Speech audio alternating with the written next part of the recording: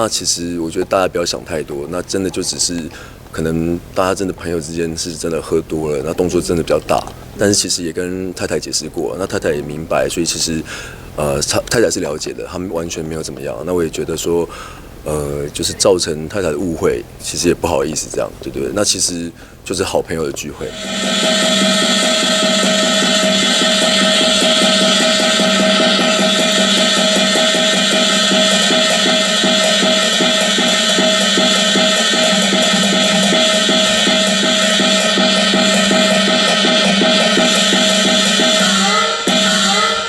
回到正前方，盛哥跟荣吉，我们挥个手让这个。对他们刚好在正前，果真穿大衣跟穿红袍站起来的 pose， 看起来帅气一样，但是还是有点他的剧照搬出来，跟他此刻也没有什么两样。他今天在这个地方，我本来就是其实蛮想回台湾拍戏，然后一方面也希望可以让女儿可以看到，爸爸自己在台湾所拍的电视剧这样。所以女儿都有看过你的戏了吗？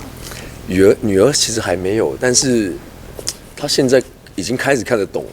他有时候看到电视上我的影像的时候，他就说：“这是爸爸这样。”然后现在在台湾如果再拍一个戏让他看的话，我觉得他应该会印象会更深刻，说：“哦，原来爸爸是一个演员这样。”对。是有特别。有可能哦，会不会以后他误会我是神职人员？还是不要啦。那之前医院的时候有被拍到那个周刊的东西，那有没有想要澄清？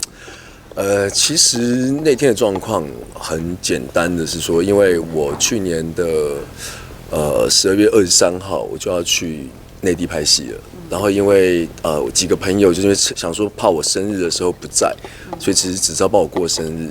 那其实那天的状况其实就是这样。那其实我觉得大家不要想太多，那真的就只是可能大家真的朋友之间是真的喝多了，那动作真的比较大。但是其实也跟太太解释过，那太太也明白，所以其实。